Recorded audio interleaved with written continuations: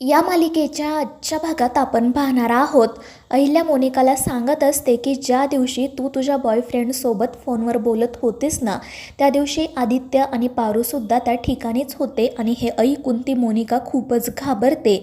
पण तरीसुद्धा ती निर्लज्जपणे म्हणत असते की अहिल्या मॅडम, तुमचा काहीतरी गैरसमज होतोय.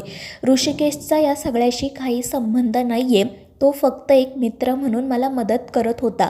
माझ्या पोटात जे बाळ आहे ना, ते प्रीतमचंच आहे. आणि हे ऐकून अहिल्या खूप चिडते. पण त्यावेळी प्रिया प्रीतमला म्हणते की काळजी करू नका, माझा तुमच्यावर पूर्ण विश्वास आहे. आणि मग त्यानंतर अहिल्या मोनिकाला म्हणते की मी आत्तापर्यंत तुझ्यासोबत शांतपणे बोलत होते, पण यापुढे नाही.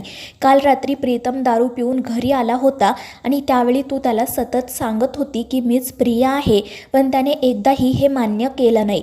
तो तुला मोनिका म्हणूनच हाक मारत होता आणि त्याच्या बायकोची, प्रियाची माफी मागत होता. तू अनेकदा प्रयत्न करूनसुद्धा त्याने हे स्वीकारलं नाही की तू प्रिया आहे. त्याने फक्त एक स्त्री म्हणून तुझी इज्जत केली आणि स्वतःवरच तो संशय घेत राहिला. त्या दिवशीसुद्धा तो मला भेटण्यासाठी आला होता, पण चुकून तुझ्या खोलीत गेला आणि त्यावेळीसुद्धा तू खूप मोठा तमाशा केला. खरं तर मला आधीपासूनच तुझं सत्य माहिती होतं, पण मला फक्त बघायचं होतं की तू अजून किती खालच्या थराला जाते असते. आणि हे सगळं काही ऐकून त्या मोनिकाला घामच फुटतो. तर प्रीतम देखील आश्चर्यानेच हे सगळं काही ऐकत असतो. अहिल्या म्हणत असते की मोनिका, मी माझ्या मुलांवर खूप चांगले संस्कार केले आहेत आणि मला त्यांच्यावर पूर्ण विश्वास आहे. मी माझ्या मुलांना स्त्रियांची इज्जत करायला शिकवलं आहे, त्यांच्याशी नम्रपणे वागायला शिकवलं आहे. पण या गोष्टीचा जर कोणी गैरफायदा घेत असेल ना, तर माझ्या मुलांच्या पाठीशी मी ठामपणे उभी देखील राहते, हे लक्षात ठेव. आणि मग त्यानंतर ती त्या ऋषीला सुद्धा त्या ठिकाणी बोलावते. आणि मग जेव्हा तो ऋषी त्या ठिकाणी येतो तेव्हा मोनिका तर त्याच्याकडे घाबरून बघतच राहते. तो ऋषी हात जोडून अहिल्याची माफी मागतो आणि म्हणतो की मॅडम, आम्ही आयुष्यामध्ये खूप गरिबी बघितली आहे आणि म्हणून झटपट श्रीमंत होण्याच्या नादात आम्ही हा मार्ग निवडला. प्रीतमच्या चांगुलपणाचा गैरफायदा घेतला.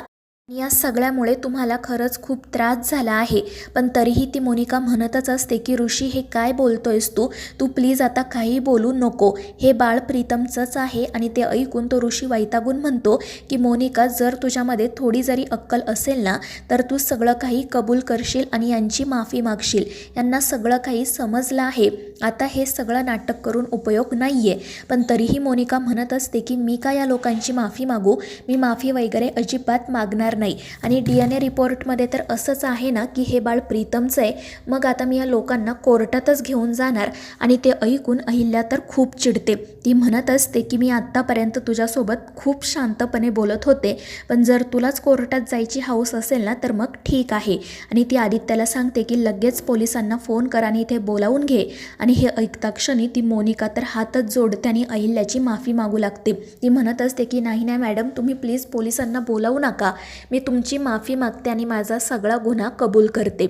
परंतु अहिल्या म्हणते की तुलाच कोर्टामध्ये जायची खूप हौस आहे ना, मग मी आता इथे पोलिसांना बोलावणारच. आणि ते ऐकून प्रीतम म्हणतो की आई, काही झालं तरी मोनिका कधी काळी माझी मैत्रीण होती आणि आता तू तिची अवस्था बघतेस ना, त्यामुळे मला असं वाटतं की आपण पोलिसांना बोलवायला नको. आणि प्रीतमचं हे बोलणं ऐकून मोनिका रडतच त्याच्याकडे जाते आणि त्याची माफी मागण्याचा प्रयत्न करू लागते. पण प्रीतम तिच्याकडे खूप रागात पाहत असतो. तर मोनिका म्हणत असते की प्रीतम, मला माफ कर रे, माझ्याकडून खूप मोठी चूक झाली. पण त्यावेळी प्रिया म्हणते की मोनिका, तू जे काही केलं आहेस ना, त्याला गुन्हा म्हणतात. पण मोनिका तिलाही सांगू लागते की प्रिया, तू खूप लकी आहेस, तुला प्रीतमसारखा नवरा मिळाला. तो कधीच तुला फसवणार नाही आणि माझ्यावर विश्वास ठेव. तुझं वाईट व्हावं असा विचार मी कधी स्वप्नात सुद्धा केला नाही ग. पण कोणीही त्या मोनिकाच्या बोलण्यावर विश्वास ठेवायला तयार नसते. आणि मग अहिल्या तिला सांगते की माझं मन बदलण्याच्या आत तुझ्या या बॉयफ्रेंडसोबत इथून निघून जा, नाहीतर मग मी पोलिसांना बोलावेल. आणि ते ऐकून मोनिका तर खूपच घाबरते आणि लगेच तेथून जाण्यासाठी निघते. पण त्याचवेळी श्रीकांत त्या ऋषिकेशला पुढे बोलावतो आणि त्याला म्हणतो की बाप हा खूप मोठा शब्द आहे आणि ही भावना ना आभाळा एवढी आहे. असं काहीतरी आयुष्यात काम कर ज्यामुळे तुझ्या या होणाऱ्या बाळाला तुझा अभिमान वाटेल, लाज नाही. आणि त्यावर तो ऋषीही रडतच हो म्हणतो आणि मग त्यांची माफी मागून तेथून निघून जातो. तर मोनिका देखील पळतच तेथून बाहेर पडते. आणि मग त्यानंतर प्रीतम रडतच आईला म्हणजे अहिल्याला मिठी मारतो. त्याला तिच्यासोबत घालवलेले सगळे क्षण आठवत असतात आणि त्या दोघांना एकत्र पाहून सगळ्यांचेच डोळे नकळतपणे भरून येतात. प्रीतम अहिल्याला म्हणत असतो की आई, या सगळ्या प्रकरणाचा तुला खूप त्रास झाला ना गं. तर अहिल्या म्हणते की प्रीतम, तुला त्रासात बघून मला त्रास होत होता आणि माझ्यापेक्षा जास्त त्रास ना प्रियाला झाला आहे. आणि मग ती प्रियालाही जवळ बोलावते आणि हसतच तिला विचारते की तुझी बॅग तर तयार आहे ना, आता तुझ्या नवऱ्याला हवं तिथे तू घेऊन जा. आणि हे ऐकून सगळेजण हसू लागतात. आणि मग प्रिया प्रीतमची माफी मागते. ती म्हणत असते की खरं तर माझी चूक आहे, मी तुमच्यावर विश्वास ठेवायला हवा होता, मी तुमच्यावर अविश्वास दाखवला, माझ्या प्रेमावर अविश्वास दाखवला, मी जे काही वागले ना त्याबद्दल आता खरंच मला माझी लाज वाटते. पण प्रीतम म्हणतो की प्रिया, तू असं बोलू नको, त्यावेळी तुला जे वाटलं ते तू केलं, पण आज मी तुला एक वचन देतोय, कधीच आयुष्यात मी तुला फसवणार नाही. आणि त्यावर प्रिया ही रडतच हो म्हणते. मग प्रीतम पारूकडे जातो. तो पारूचा हात हातात घेत म्हणतो की आता कळलं ना तुला, मी तुला जादूगार का म्हणतो ते. बघ, तू या प्रीतमला परत घेऊन आलीस, खरंच तुझे उपकार मानावेत ना तेवढे कमी आहेत. जेव्हा माझ्यावर कोणीही विश्वास ठेवला नाही तेव्हा तू माझ्यावर विश्वास ठेवला. आणि मग प्रिया देखील पारूचे मनापासून आभार मानते. तर पारू म्हणत असते की तुम्ही दोघेजण माझे आभार मानून आपल्या मैत्रीची किंमत कमी करू नका. मी जे काही केलं ते आपल्या मैत्रीसाठी केलं आणि यापुढे सुद्धा मी कायम तुमच्या पाठीशी ठामपणे उभी राहील. आणि पारूचं ते बोलणं ऐकून सगळ्यांनाच तिचं खूप कौतुक वाटतं. आणि मग त्यानंतर प्रीतम रडतच आदित्यलाही मिठी मारतो, त्याचेही आभार मानतो. तर अहिल्या म्हणत असते की गुरुजींनी पूजा केल्यामुळे आपल्या घरावरची आता सगळी संकटं टळली आहेत. तर श्रीकांत म्हणतो की अगदी खरं आहे, गुरुजींची भविष्यवाणी कधीच खोटी ठरत नाही. पण हे ऐकून पारू खूप घाबरते. गुरुजींनी जे काही सांगितलेलं असतं ते तिला आठवतं. त्यानंतर मग पारू चहा करण्यासाठी किचनमध्ये जाते.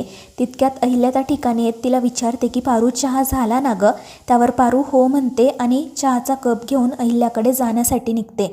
पण चुकून तिच्या हातून तो कप खाली पडतो आणि सगळीकडे चहा सांडतो. आणि हे पाहून अहिल्या पारूवर खूप चिडते आणि तिचा गळा दाबते. पण हे फक्त त्या गणीला पडलेलं एक स्वप्न असतं. पण या स्वप्नामुळे तो खूपच घाबरतो आणि मोठ्याने ओरडूनच उठतो. त्याचा आवाज ऐकून मारुती पारू धावतच त्याच्याकडे येतात आणि काय झालं ते विचारतात.